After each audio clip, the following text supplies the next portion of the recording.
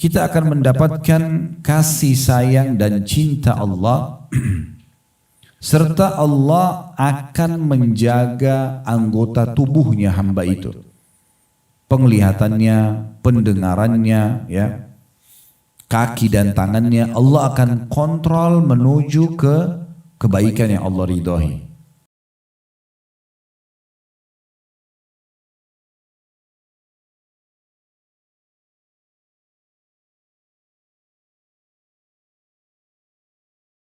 Assalamualaikum warahmatullahi wabarakatuh. Alhamdulillah, lisan kita selalu memuji Sang Pencipta Allah. Sebagai orang-orang beriman, kita sangat yakin bahwasanya Alhamdulillah adalah kalimat penghubung antara kita dengan Sang Pencipta Allah. Dan Allah menjadikan ini sebagai kalimat berterima kasih atau syukur yang dengannya semua nikmat yang kita butuhkan untuk roda kehidupan di muka bumi ini dan puncaknya insya Allah mendapatkan surga nanti di akhirat akan diberikan. Oleh karena itu jadilah sosok muslim dan muslimah yang selalu membasahi lidah dan bibirnya dengan kalimat Alhamdulillah. Baik, kita akan masuk teman-teman sekalian bahasan kelima dalam bab ibadah kita, yaitu tentang memperbanyak sujud, ya, terutama dalam sholat sunnah. Baik, sujud itu kurang lebih kalau kita bagi ada ya, 3 jenis sujud, ya. Ada sujud yang dikerjakan pada saat sedang sholat umumnya, sholat wajib, sholat sunnah. Bagian daripada sholat itu sendiri. Ini yang sudah kita ketahui. Yang kedua, ada sujud tilawah. Sujud yang ketiga adalah sujud ya, syukur. Sebagai tanda syukur kepada Allah subhanahu wa ta'ala. Sebagaimana disebutkan dalam hadis yang sahih, Nabi SAW kalau mendapatkan berita gembira maka beliau sujud sebagai tanda syukur kepada Allah subhanahu wa ta'ala. Nah, kalau sujud sholat, yang sujud yang pertama tadi tentu wajib dalam kondisi bersuci, ya. Sujud yang kedua sujud tilawah, ini juga bersuci. Nah, kita dianjurkan baca Al-Quran dalam kondisi bersuci, ya. Kalau sujud syukur, maka tidak harus dalam keadaan bersuci. Tiba-tiba ada yang membawakan informasi kalau ya Anda mendapatkan keuntungan perusahaan, mendapatkan informasi berita gembira, misalnya anak sembuh dari penyakit atau lulus ujian atau apa saja, sebagai tanda syukur kepada Allah SWT kita sujud ya kepada Allah. Ini tidak harus dalam kondisi bersuci. Nah, ini gambaran tentang masalah jenis-jenis sujud dulu, ya.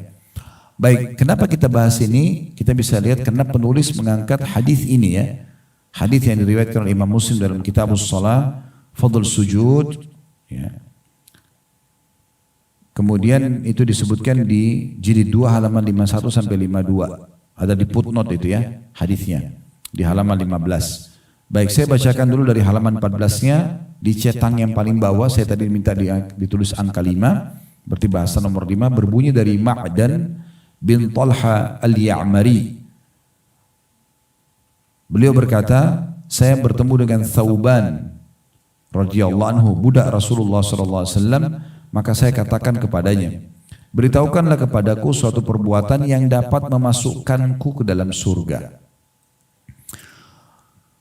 Atau dia berkata, aku mengatakan tentang perbuatan yang paling dicintai oleh Allah.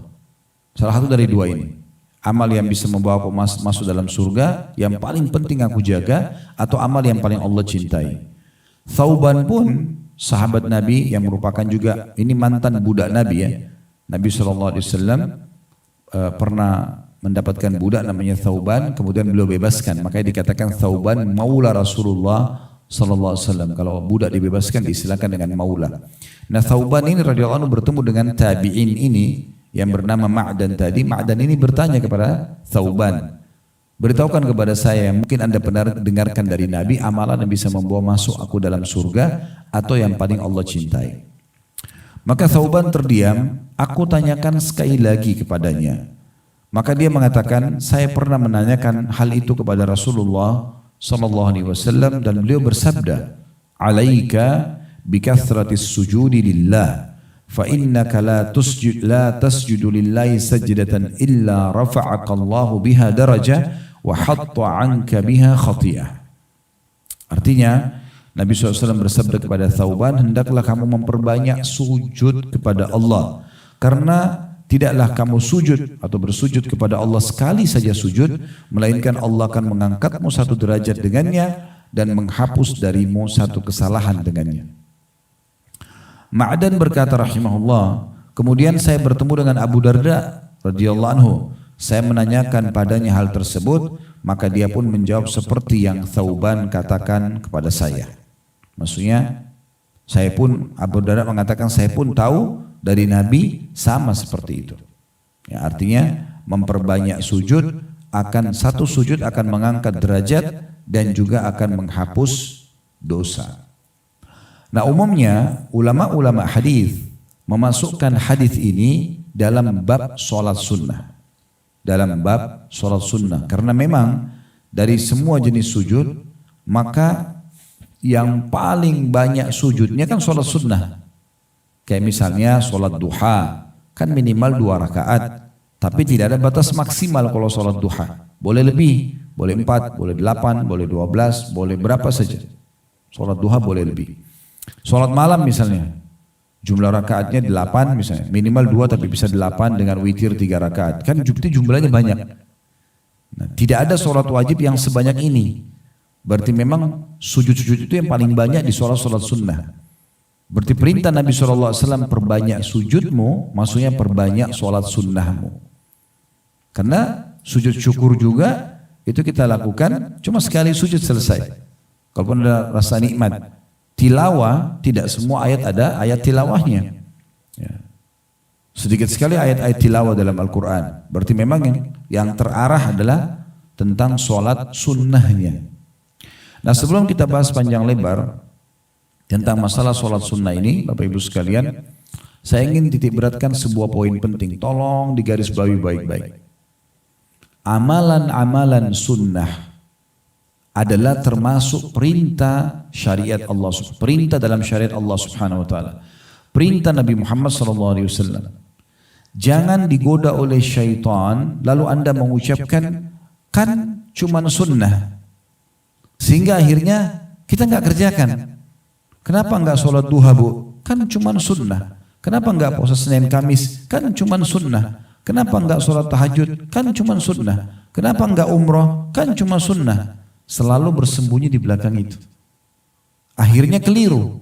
Sunnah itu juga perintah Rasulullah SAW.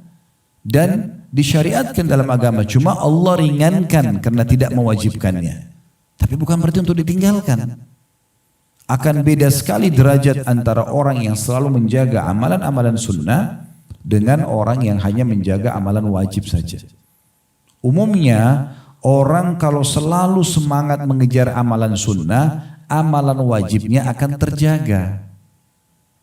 Tidak usah lagi dibahas tentang sholat 5 waktu. Kalau orang memang selalu kejar sholat qobliyah sama ba'diyahnya, pasti dia jaga sholat wajibnya. Tapi kalau orang cuma fokus sholat wajib, maka sunnah-sunnahnya banyak sekali yang hilang. Jadi jangan bersembunyi di istilah kan cuman sunnah. Nah ini keliru. Sehingga ini tidak pernah kita kerjakan. Pertanyaan sederhana, kenapa tidak dikerjakan amalan sunnah? Kita kadang-kadang berpegang pada definisi fikih yang disebutkan oleh sebagian ulama fikih. Sunnah itu adalah dikerjakan dapat pahala, ditinggalkan tidak berdosa. Ini definisi fikih. Dan dia hanya menjelaskan untuk memaparkan ternyata dalam syariat Allah itu ada yang wajib, ada yang sunnah. Yang wajib dikerjakan dapat pahala, ditinggalkan dapat dosa. Karena ada ancaman-ancaman kalau ditinggalkan.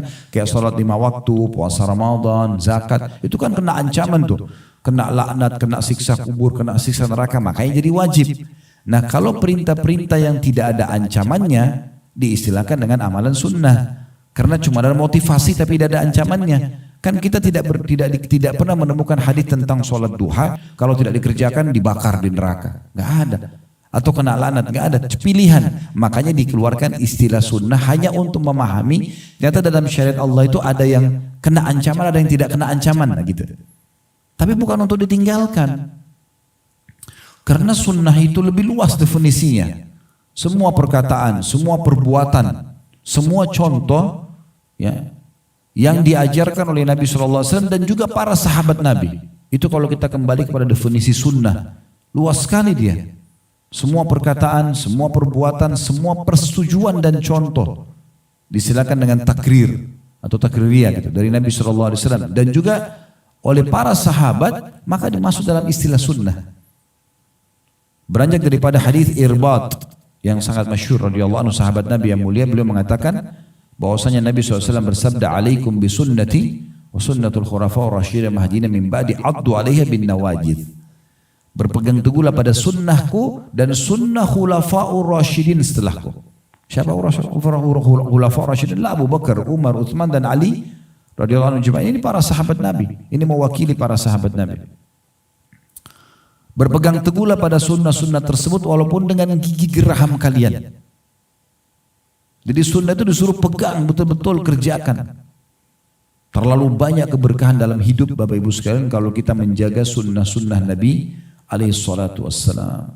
Dan berapa banyak orang yang justru ya ibadahnya sangat ngepres justru karena meninggalkan amalan-amalan sunnah ini. Baik, sekarang coba kita fokus mengingatkan kembali tentang masalah apa manfaatnya kalau saya jaga sholat sunnah. Kita fokus ke sholat sunnah karena ini kan bicara masalah sujud ya. Kalau kita bicara amalan sunnah yang lain, ini termasuk nanti akan banyak bahasan kita ke depannya. Tentang puasa, tentang sedekah, tentang umrah dan seterusnya. Baik, kalau sholat sunnah yang Bapak Ibu bisa dapatkan, ini mungkin masih minimal yang saya sebutkan ya. Masih banyak mungkin keutamaan yang lain. Yang pertama, fungsinya sholat sunnah itu akan menutupi kekurangan ibadah wajib di hari kiamat nanti. Kalau ada sholat wajib Bapak Ibu yang kurang, mungkin kurang khusyuk, mungkin lupa wudhu, mungkin apalah ya kendala-kendalanya, nanti sholat sunnah kita akan membantu menyempurnakan di timbangan amal sehingga akhirnya lolos masuk surga. Kalaupun sudah lolos masuk surga misalnya karena amal wajibnya sudah cukup, maka akan menambah derajatnya di surga, tambah levelnya, tambah fasilitasnya. Begitu juga dengan puasa Ramadan. Akan dibantu dengan puasa-puasa sunnah, disempurnakan maksud saya. Kemudian zakat akan dibantu dengan sedekah, haji akan dibantu dengan umroh. Nah, gitu. Hadisnya adalah landasan hukumnya hadis riwayat Abu Dawud di nomor 864, oleh Ibnu Majah di nomor 1426, ya. Diriwayatkan oleh Imam Ahmad jilid 2 halaman 425 ya. Saya ulangi, Abu Dawud riwayatkan di nomor 864, kemudian Ibnu Majah meriwayatkan di nomor 1426 atau 1426 dan Imam Ahmad jilid 2 halaman 425. Hadis yang sangat masyhur dari Abu Hurairah radhiyallahu anhu bahwa Rasulullah sallallahu alaihi wasallam bersabda, inna awwala ma yuhasabun nasu bihi yaumal qiyamati min a'malihim as-shalah. Ketahuilah, amal yang paling pertama akan dihisab dari seorang hamba pada hari kiamat adalah sholatnya, sholat wajib maksudnya. Ya. Yang paling pertama akan dihisab di timbangan amal seorang hamba dilihat sholatnya. Ini luar biasa ini. Kapan ini bagus, ini lolos, maka akan membantu amal-amal lain. Kapan ini rusak, maka akan mengganggu amal-amal lain. Oleh karena itu sholat yang 5 waktu ini jangan main-main. Waktunya pun yang kita butuhkan hanya 5-10 menit setiap sholat. Subuh, duhur, asar, maghrib, isya. Jaga baik-baik. Perhatikan 3 hal dalam sholat itu ya. Agar Anda bisa mencapai pahala maksimal. Tepat waktu. Azan, sholat. Gak ada aktivitas yang lain. Ini yang pertama nih. Dan ini kiat yang paling luar biasa dalam menjaga kekhusyuan, konsentrasi dan pahala maksimal. Karena amal yang paling Allah cintai dalam hadis Bukhari Muslim dikatakan adalah amal sholat yang dikerjakan di awal waktunya. Beda pahalanya orang yang sholat bersama imam Allahu Akbar, dia juga takbir dengan orang yang masbuk 1 rakaat, beda pahalanya. Beda pahalanya dengan orang yang masbuk 2 rakaat. Orang yang masbuk 3 rakaat, misalnya dalam sholat duhur. Orang yang masbuk 4 rakaat. Ada yang datang pas sudah mau salam. Beda pahalanya orang yang ikut jemaah pertama dengan jemaah kedua. Beda pahalanya dengan orang yang sholat sudah mepet-mepet waktu asar. Beda. Maka tepat waktu. Ini amal yang paling Allah cintai. Allah ingin azan dikumandangkan, hayya 'alas shalah, ayo salat, hayya 'alal falah, ayo menuju kepada kemenangan. Bapak Ibu orang pertama dari situ. Orang pertama Allah ketahui, oh hamba saya si fulan hadir. Nah ini.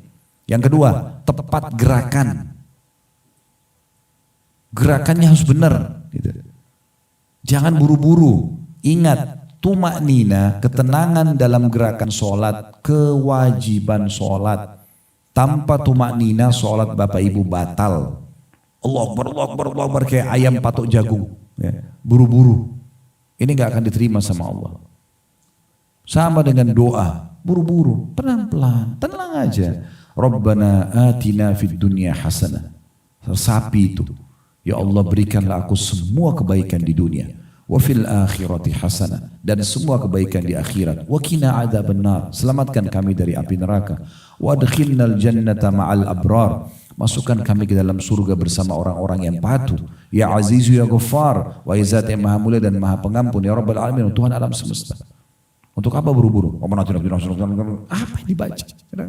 Enggak jelas kadang-kadang. Kita kalau bicara sama orang aja dengan cara begini, orang lain tuh tinggalin kita. Ini ngomong apa orang ini, ngelantur.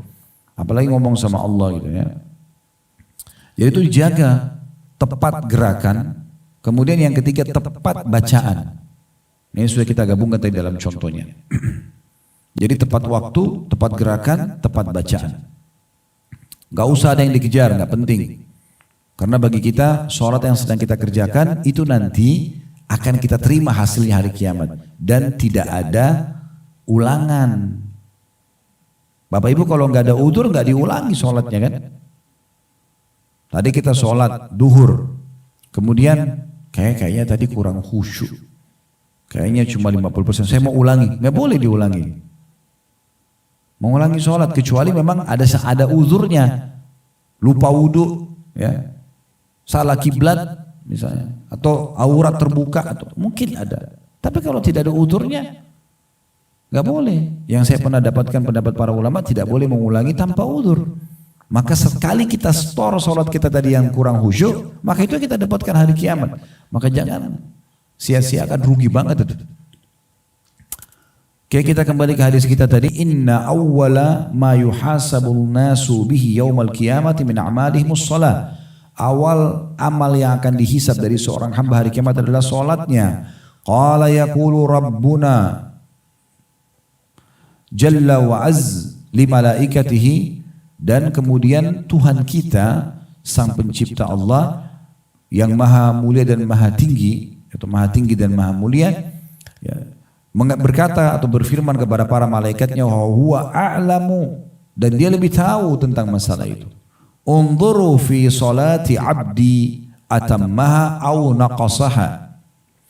Lihatlah dan cek baik-baik, kata Allah, sholatnya hambaku ini, apakah dia menyempurnakannya atau ada yang kurang dari gerakan, kurang dari bacaan segala macam. Fa in kanat tammah, ya. Kalau seandainya, ya, fa in kanat tammatan, kalau seandainya sholatnya sempurna, kutibat lahu tammatan, maka akan dicatatkan baginya pahala sempurna. Berarti ada juga orang yang dapat pahala sholat sempurna itu ya. Wa in kana intaqasa minha syai'a, kalau seandainya ada yang kurang darinya, ya. Qala, Allah berfirman, unzuru hal li 'abdi min tatawwu'in, coba cek apakah hambaku ini punya salat sunnah, ya. Fa in kana lahu tatawwu'un qala atimmu li 'abdi faridatahu min tatawwu'ihi, maka Allah pun berfirman, sempurnakan kekurangan solat wajibnya hambaku ini dengan solat sunnahnya.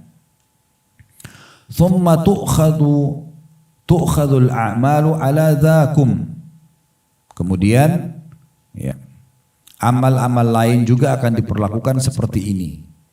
Maksudnya kalau puasa Ramadan kurang, disempurnakan dengan puasa sunnah, Senin Kamis, Ayyamul Bid dan seterusnya. Kalau zakatnya kurang, tentu bukan disengaja kurangnya ya. Kalau disengaja nggak boleh, kita harus perbaikin. Tapi kalau misalnya kita sholat duhur tadi cuma 3 rakaat. Dan kita sadar 3 rakaat itu sudahlah, nanti dibantu dengan sholat sunnah saya. Nah itu nggak mungkin. Zakatnya dia sudah tahu harus dikeluarin 100 juta misalnya, atau 50 juta misalnya, atau 10 juta. Enggak deh, saya keluarin setengahnya aja, nanti sisanya saya sedekah. Enggak bisa, sedekah sunnah, zakat wajib. Nanti ini hanya menyempurnakan kalau ada kesalahan yang kita tidak sengaja. Ya, supaya sempurna hitungan amalnya nanti. Puasa Ramadan sempurna. Enggak bisa orang bilang, saya puasa 25 hari aja, 5 harinya nanti dibantu dengan ibadah sunnah. Atau juga sholat ibadah sunnah nanti akan bantu ibadah wajib. Enggak bisa seperti itu. Karena Anda sengaja meninggalkan yang wajib. Ya. Begitu juga dengan haji. Enggak bisa digunakan dengan umrah yang sengaja haji dikurangi rukun-rukunnya misalnya. Nanti akan kita bahas di masalah haji itu insya Allah. Baik, yang kedua yang Anda dapatkan kalau kita sholat sunnah atau kita jaga sholat sunnah, itu adalah kita akan mendapatkan kasih sayang dan cinta Allah, serta Allah akan menjaga anggota tubuhnya hamba itu. Penglihatannya, pendengarannya, ya, kaki dan tangannya, Allah akan kontrol menuju ke kebaikan yang Allah ridhoi. Itu kalau orang rutin menjaga ibadah sunnah, maka dia juga akan terjaga dari pelanggaran-pelanggaran yang nanti akan bisa mendatangkan hukuman atau mengurangi fasilitas dari Allah. Landasan hukumnya adalah hadis Nabi SAW riwayat Bukhari nomor 2506, ya, di mana Abu Hurairah radhiyallahu anhu menukil dari Nabi SAW, beliau bersabda, Innallaha qal, sesungguhnya Allah sang pencipta telah berfirman, Man 'ada li waliyan faqad adantuhu bil harb. Siapa yang coba-coba menyakiti wali-waliku, orang-orang yang dekat kepadaku, maka aku telah mengiklankan peperangan untuk melawannya. Ya. Kemudian Allah Subhanahu wa taala berfirman lagi, "Wa ma taqarraba ilayya 'abdi bi syai'in ahabba ilayya mimma aftaradtuhu 'alaihi." Dan ketahuilah tidak ada sesuatu yang lebih aku cintai, kata Allah, di mana seorang hamba mendekatkan diri kepadaku dengannya dibandingkan dengan apa yang aku wajibkan. Jadi memang yang paling Allah cintai itu adalah apa yang Allah wajibkan, kayak sholat 5 waktu tadi sudah kita bilang, jaga tepat waktu, tepat gerakan, tepat bacaan. Zakat misalnya tepat hitungannya, tepat waktunya, puasa Ramadan, hajinya, ini yang paling Allah cintai, yang wajib-wajib ini yang paling Allah cintai, gitu kan? Nanti akan disempurnakan dengan yang sunnah. Di sini karena lanjutannya begitu. Wa ma yazalu 'abdi yataqarrabu ilayya bin nawafil hatta uhibbuhu atau uhibbahu. Seorang hamba terus mendekatkan diri kepadaku, kata Allah SWT, dengan amalan-amalan sunnah. Salat sunnah, puasa sunnah, zikir, baca Quran, berdoa, umroh dan seterusnya, sampai aku mencintainya. Jadi sebab datangnya cintanya Allah ini dengan amal-amalan sunnah yang kita sibuk terus kejar, kita kerjakan gitu. Lalu ya, yang kita dapatkan kalau Allah sudah cintai, fa'ida ahbabtuhu, kalau aku sudah mencintainya, kuntu sam'ahu alladhi yasma'u bihi, aku akan jaga pendengarannya yang dia gunakan untuk mendengar. Jadi yang kita dengar enak-enak aja dan semuanya baik-baik dan berpahala. Wa basarahu alladhi yubsiru bihi, dan aku akan jaga juga penglihatan yang dia gunakan untuk melihat. Wa yadahu allati yabtishu biha, dan juga tangan yang digunakan untuk aktivitas. Warijlahu allati yamshi biha, dan kakinya yang digunakan untuk melangkah. Jadi 4 hal yang Allah jaga ya. Allah jaga pendengaran supaya tidak dengar kecuali yang dia ridhoi. Allah jaga penglihatan kecuali tidak lihat kecuali yang dia ridhoi. Allah akan jaga tangan kecuali tidak menjamah kecuali yang diridhoi Allah. Kaki juga dijaga oleh Allah, tidak akan melangkah kecuali tempat ke tempat yang diridhoi. Plus lagi, Bapak Ibu akan dapatkan plusnya di akhir hadis, wa in sa'alani la'atiyanna, kalau dia minta kepadaku, la'utiyannahu, saya pasti akan beri. Jadi sebab juga doa diijabah justru dengan menjaga amalan-amalan sunnah. Rutinitas menjaga sunnah ini berarti bentuk kepatuhan kepada Allah. Jadi mirip kalau kita, ini rasionalnya saja, kalau orang kerja di perusahaan, ya, maka akan beda sekali pegawai yang hanya fokus kepada yang ditentukan oleh perusahaan dengan pegawai yang selalu mau ekstra. Dia bekerja, dia kejar mana yang bisa mendatangkan lembur, tambahan bonus, sehingga bisa membantu meningkatkan ya, penghasilan bagi perusahaan. Makanya itu lebih suka oleh perusahaan dibandingkan orang yang ngepres saja. Saya subhanallah pribadi misalnya, saya kalau lihat ada teman-teman yang sedang bergabung di kantor, kemudian misalnya jam pulangnya jam 5 misalnya. Ada memang yang jam 5 pulang, ada sebelum jam 5 sudah siap-siap, itu hak mereka. Tapi ada di antara mereka enggak, loyalitasnya Masya Allah, dia lebihkan. Bahkan kadang-kadang datang kepada saya, Ustaz ada yang butuh dibantu lagi enggak Ustaz? Misal. Ini kan pasti akan ada penilaian plus dari saya dibandingkan dengan orang yang hanya tepat-tepat saja maunya gitu. Dia tidak ada lebihnya. Nah itu kurang lebih gambaran tentang masalah sunnah itu. Amalan sunnah. Jadi Allah akan cintai sehingga Allah menjaga 4 anggota tubuhnya yang paling berpengaruh. Pendengaran, penglihatan, tangan, dan kakinya. Semua berada di bawah pengawasan Allah. Sehingga hanya yang baik-baik saja. Plus lagi, kalau dia minta, maka akan dikasih. Minta apa saja sama Allah selama bukan haram akan dikasih. Dan ditambah lagi penutupan hadisnya. Wala in ista'adzani la'uidzanna. Ya. Dan kalau dia minta perlindungan kepadaku, pertolongan kepadaku, aku pasti akan lindungi dan akan tolong. Ini langsung jaminan dari Sang Pencipta Allah Subhanahu wa taala. Jadi ternyata mengerjakan amalan sunnah itu luar biasa gitu. Efeknya luar biasa. Selain tadi poin-poin yang sudah kita jelaskan ya, ternyata dengan amalan sunnah, ya, amalan wajib kita akan terjaga. Tadi sudah saya jelaskan itu awalnya. Kemudian tambahan dengan poin-poin ini lagi yang baru saja kita sampaikan. Baik itu yang kedua yang bisa didapatkan, kita akan mendapatkan cinta Allah Subhanahu wa taala. Allah akan menjaga pendengaran, penglihatan, tangan dan kaki berada di atas ketaatan Allah. Kalau minta akan dikasih, kalau minta perlindungan akan dilindungi oleh Allah. Yang ketiga yang bisa didapatkan orang kalau menjaga amalan-amalan sunnah adalah dia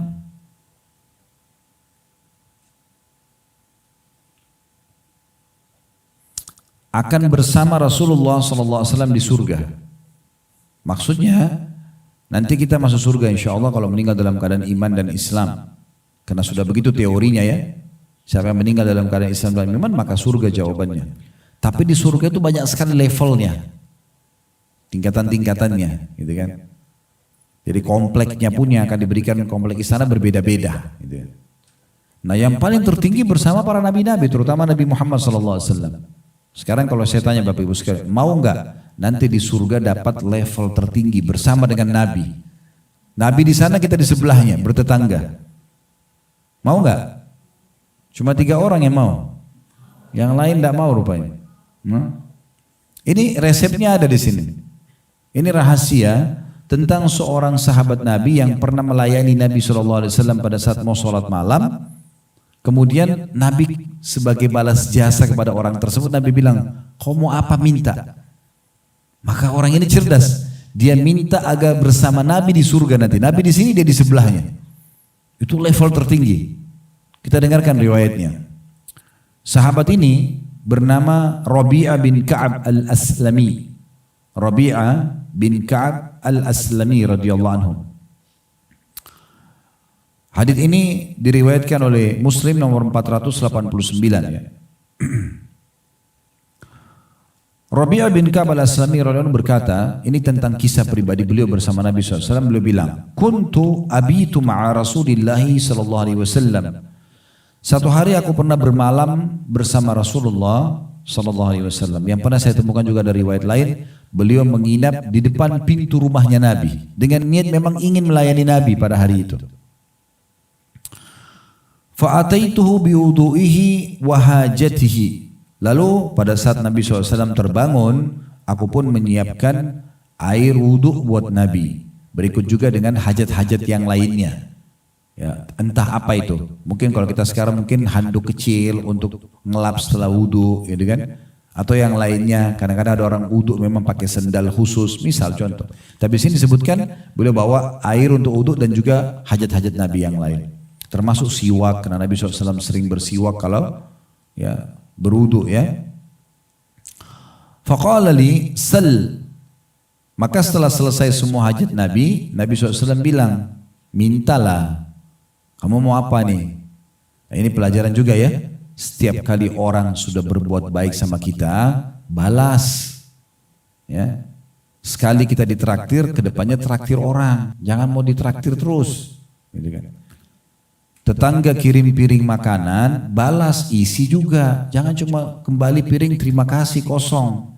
Karena kata Nabi SAW, siapa yang berbuat ma'ruf, kebaikan pada kalian, fakafi'u, balas yang setimpal.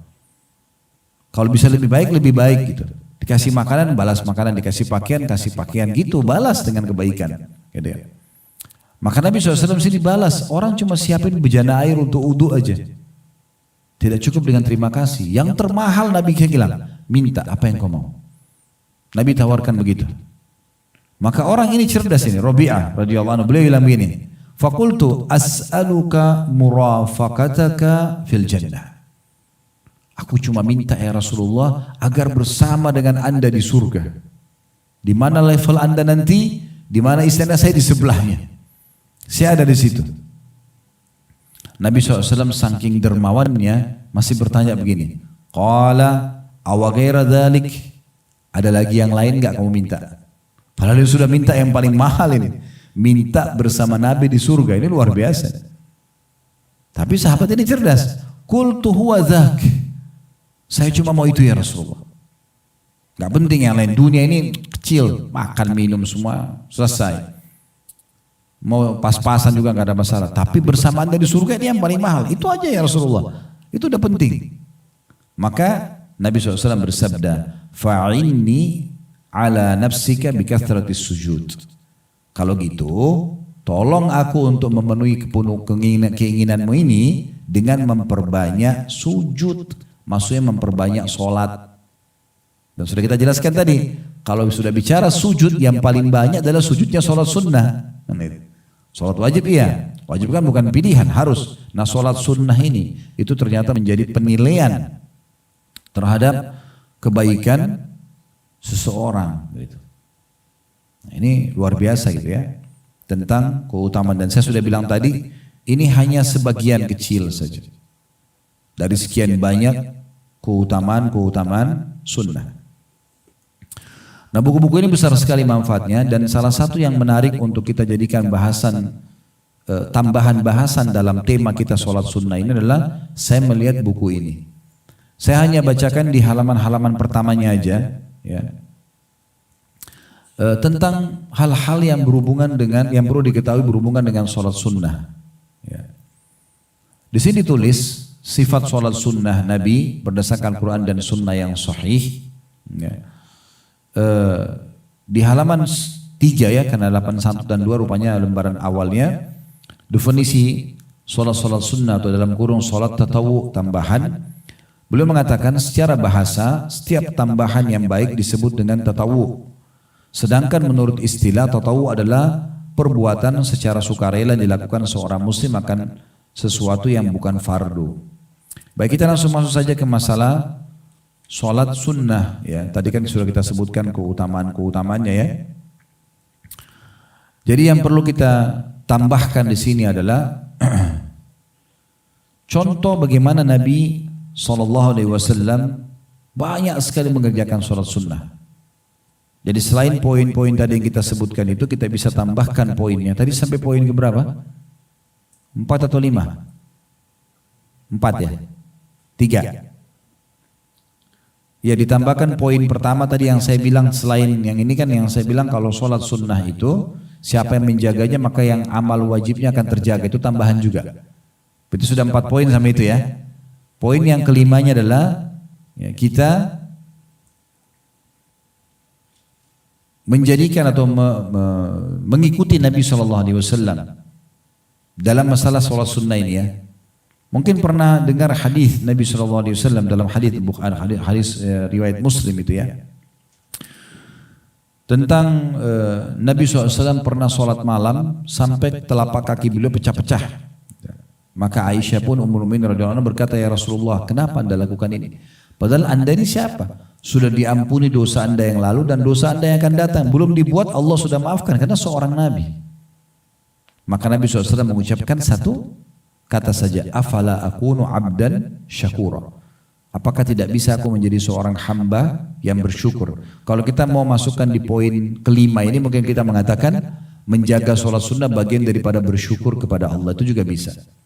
Menjaga sholat sunnah adalah bagian tanda syukur kepada Allah Subhanahu wa taala. Kita tahu syukur itu akan mempertahankan nikmat atau menambah nikmat. Karena Nabi SAW ya, mengatakan tidak bisakah aku menjadi seorang hamba yang berterima kasih? Caranya gimana? Dengan sholat sunnah. Nabi SAW bersyukur pada Allah dengan sholat sunnah. Karena memang kalau kita ingin menghitung nikmat Allah Subhanahu wa taala itu tidak bisa kita hitung. Allah mengatakan wa in ta'uddu ni'matallahi la tuhsuha. Kalau kalian ingin coba menghitung-hitung nikmat Allah, kalian tidak akan mampu menghitungnya. Karena terlalu banyak. Oleh karena itu Nabi SAW berikan kepada kita contoh yang terbaik, perbanyak sholat sunnah, maka kau akan terhitung sebagai seorang hamba yang bersyukur gitu. Berterima kasih kepada Allah. Tentu kalau kita ngerincikan banyak sekali ya di tubuh kita. Mata ini sudah berapa tahun kita pakai ya. Nikmat Allah yang tidak bisa terhitung. Hidung, bernafas dan seterusnya. Mulut, bibir dan lidah semua mengucap dan mengecap misalnya. Tangan menjama, kaki melangkah, kemaluan kita. Fungsi banyak sekali. Bahkan tubuh kita ini luar biasa nih. Kalau saya bahasakan seperti satu pabrik raksasa yang sangat besar, mungkin ada jutaan liftnya dan pegawainya. Kita kalau makan, kan kalau kita pelajari secara nutrisi, kita akan temukan misalnya satu potong buah atau satu buah misalnya mangga atau pepaya. Kita akan temukan ternyata di situ penelitiannya ada vitamin ini, ada vitamin itu, ada macam-macam yang dibutuhkan oleh tubuh. Sekarang pertanyaannya, apakah Allah menyuruh kita memilah sendiri-sendiri itu, lalu kemudian kita atur di badan kita ini loh asam folatnya misalnya, ini loh vitamin D-nya, ini loh vitamin C-nya? Enggak pernah. Manusia itu subhanallah hanya Allah tugaskan dia untuk memilih dan menikmati saja. Contoh misal Bapak Ibu lapar, oh lapar, kita tinggal milih, pengen makan gurih, pengen makan manis, pengen hangat, pengen sedikit, pengen banyak. Terus habis itu nikmati. Ngunyah, oh enak ya. Ukuran sepertiga jari kita ini masuk ke tenggorokan kita udah nggak pernah tahu lagi. Kemana itu semua? Bagaimana pembagiannya? Mana yang dibutuhkan tubuh jadi nutrisi dan mana yang tidak dibutuhkan jadi kotoran. Perut kita mulus kalau nggak dikeluarin malah masalah. Itu luar biasa tuh. Ini nikmat yang tidak bisa dinilai ini. Ya. Sulit sekali untuk dinilai itu. Kalau kita ingin nilai dengan apapun di muka bumi tidak akan bisa. Oleh karena itu kita wajib bersyukur. Ya. Ini banyak sekali kalau kita ingin rincikan nikmat Allah Subhanahu Wa Taala itu sangat melimpah luar biasa. Oleh karena itu kita sempurnakan dengan itu. Baik, ada yang saya ingin tambahkan beberapa hukum seputar sholat sunnah yang perlu kita ketahui.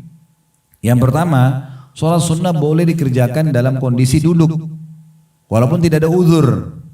Ya. Kalau sholat wajib kan Bapak Ibu duduk kalau ada uzurnya ya. Misalnya sakit, nggak bisa sholat berdiri baru duduk. Itu kata Nabi SAW. Ya. Siapa yang tidak bisa sholat berdiri, sholat duduk. Yang tidak bisa duduk, berbaring. Kalau nggak bisa juga dengan semampunya sholatnya. Tapi sholat sunnah beda sama sholat wajib. Boleh dikerjakan dalam kondisi berduduk. Dalam kondisi dan Imam Nawawi rahimahullah mengatakan ini adalah ijma' para ulama. Sepakat para ulama kalau sholat sunnah boleh dikerjakan dalam kondisi duduk. Ya. Dan boleh juga seseorang kalau sholat sunnah sebagiannya berdiri, sebagiannya duduk. Itu hukum syar'i tersendiri. Itu dibolehkan. Nanti di buku yang saya rekomendasikan ini bisa dilihat di halaman 5 dijelaskan itu ya. Ini disebutkan oleh Imam Nawawi rahimahullah dalam Syarah Sahih Muslim. Dan ini berdasarkan hadis Aisyah radhiyallahu anha mengenai sholat malam Nabi Sallallahu Alaihi Wasallam. Bahwasanya Nabi Sallallahu Alaihi Wasallam pernah sholat, sering kali sholat berdiri. Tapi Nabi SAW juga pernah sholat duduk, sampai pernah Aisyah menekankan begini, jangan kalian tinggalkan sholat malam, sholat tahajud. Karena Nabi SAW tidak pernah meninggalkan, kalaupun beliau dalam kondisi sangat letih atau lagi malas, maka beliau tetap kerjakan dalam kondisi duduk. Dalam kondisi duduk. Ya. Dan Syekh bin Baz rahimahullah menukil salah satu cara sholat malam Nabi biasa sholat berdiri, beliau juga pernah sholat duduk, beliau juga pernah berdiri sebagian, duduk sebagian. Nah, itu poin pertama dulu berhubungan dengan seputar hukum sholat sunnah. Cuma yang perlu diketahui, hal yang kedua adalah kalau Bapak Ibu sholat duduk lagi sholat sunnah, walaupun dibolehkan hukumnya, ya, kalau tidak ada udzur maka mendapatkan setengah pahala. Setengah pahala orang berdiri. Ya. Berdasarkan hadis yang disebutkan oleh Imam Muslim yang berbunyi kata Nabi SAW, sholatul rajuli qa'idan nisfus sholat. Sholatnya seseorang sambil duduk adalah setengah pahala orang yang sedang berdiri. Ini kalau tidak ada udzur ya. Bapak Ibu cuman ingin sholat malamnya duduk aja. Tidak ada, bukan sakit, bukan apa. Kalau punya udzur pahalanya lengkap. Karena ada udzurnya. Kemudian juga berhubungan dengan masalah ini, kalau kita ingin bahas tentang masalah udzur, sehingga Bapak Ibu dapatkan pahala lengkapnya, itu kayak misalnya lagi di atas kendaraan, kayak lagi di kereta api, di pesawat, ya, di bus, tidak memungkinkan kita untuk berdiri. Tentu ada sebagian tempat di pesawat kayak misalnya Saudi Airlines itu, mereka siapkan memang di bagian belakang ada seperti musolahnya, tapi itu kecil, tidak semua orang bisa, gitu kan. Kalau kita juga mau pakai lorong-lorong pesawat untuk sholat, nggak mungkin, ganggu lalalangnya orang. Maka Anda punya udzur, boleh saja Anda duduk. Kereta api juga nggak mungkin, kita harus duduk misalnya. Oh, kereta cepat di masa kita sekarang ya, mungkin sudah tidak ada kereta yang api itu ya, tapi kereta cepat orang biasa bahasakan sekarang, maka itu juga sama. Bus yang non-stop, dia jalan keluar kota kayak kemarin orang banyak mudik misalnya kan gitu. Dia apa boleh buat ya, tidak bisa berhenti. Sholat wajibnya pun dia boleh duduk, apalagi sholat sunnahnya di sini. Tapi kalau sholat wajib masih memungkinkan dia, misalnya Bapak Ibu pakai mobil pribadi, masih bisa mampir ya, jangan sholat duduk kalau sholat wajib ya. Tapi kalau tidak mungkin, busnya jalan terus, keretanya jalan terus, dia cuma berhenti 2-3 menit, kita turun sholat di musola, kembali sudah pergi keretanya, nggak mungkin. Nah ini kita boleh sholat sambil duduk walaupun wajib. Ya. Tapi kalau Anda bawa mobil pribadi bisa mampir, maka jangan sholat duduk. Ya, sholatnya berdiri kalau wajib. Tapi kalau sholat sunnah bisa, pilihannya boleh. Boleh duduk, boleh berdiri. Tapi sudah kita bahasakan tadi, kalau sholat duduk berarti pahalanya setengah pahala sholat orang yang berdiri. Ini kalau tidak ada udzurnya, sholat sunnah. Kalau sholat wajib, dia berdiri dapat pahala sempurna. Dia duduk kalau punya udzur, kakinya sakit, tidak bisa, dia dapat pahala sempurna juga karena dia punya udzur. Di sini kalau kita bahasakan di sholat sunnah tidak punya udzur, maka dia dapat setengah pahala orang yang berdiri. Nah tapi masuk dalam udzur adalah tadi di bus, di kereta api, di pesawat, tidak memungkinkan. Sekarang Anda lagi safar umroh, jangan tinggalin sholat tahajud. Kalau pas malam sholat aja di kursi kita, udah sholat di situ. Saya pun biasa gitu, karena memang tidak memungkinkan. Kadang-kadang kita kalau ke belakang pun, kalau kayak naik Saudi, tapi itu Saudi pesawat semua, yang lain tidak ada. Bagaimana kalau orang naik penerbangan atau maskapai yang lain, tidak memungkinkan gitu kan. Saudi pun kadang-kadang kalau kita sholat wajib, kalau kita paksakan diri ke belakang, ini ada 370 lebih, 360 sampai 370 kadang-kadang penumpang. Berapa lama kita akan antri sementara cuma bisa 6-7 orang kadang-kadang di situ. Itu pun laki-laki semua. Ibu-ibu bagaimana? Kalau ibu-ibu juga ikut ke belakang, maka akan desak-desakan sama laki-laki. Tidak memungkinkan. Maka ini semua semoga masih masuk dalam masalah udzurnya ya. Dan Nabi SAW pernah mempraktikkan sholat sunnah tapi ya. Beliau di atas untanya, perjalanan balik ke Madinah, dan beliau tidak menghadap kiblat, mengarah manapun. Ya kita lagi naik kereta api, lagi naik bus, nggak mungkin kita cari kiblat di mana gitu kan? Ya udah duduk, sholat dimanapun arah kendaraan kita. Terutama sholat sunnah ya. Kalau sholat wajib tadi saya bilang, kalau bapak ibu masih bisa mampir, berhenti mobilnya ke samping. Kalau perlu di mobil itu selalu disiapkan sejadah. Ya. Kalau kita tidak dapatkan rest area, tempat istirahat atau tidak, itu udah mampir ke samping, kemudian kita sholat aja di situ cari kiblat. Kalau sholat wajib. Tapi kalau tidak memungkinkan kayak di pesawat, perjalanan jauh, bus tidak berhenti dan segala macam, maka ini boleh sholat sambil duduk daripada waktu keluar ya. Kemudian juga poin yang lainnya tambahannya adalah bolehnya sholat sunnah dikerjakan secara berjamaah. Ya, terutama sholat sunnah yang memang pernah Nabi SAW contohkan sholat berjamaah. Seperti sholat tahajud misalnya ya. Itu kan Nabi pernah sholat berjamaah. Nah kalau yang Nabi SAW tidak pernah contohkan sholat berjamaah ya jangan. Kayak misalnya sholat qobliyah, sholat ba'diyah kan tidak berjamaah, gitu kan?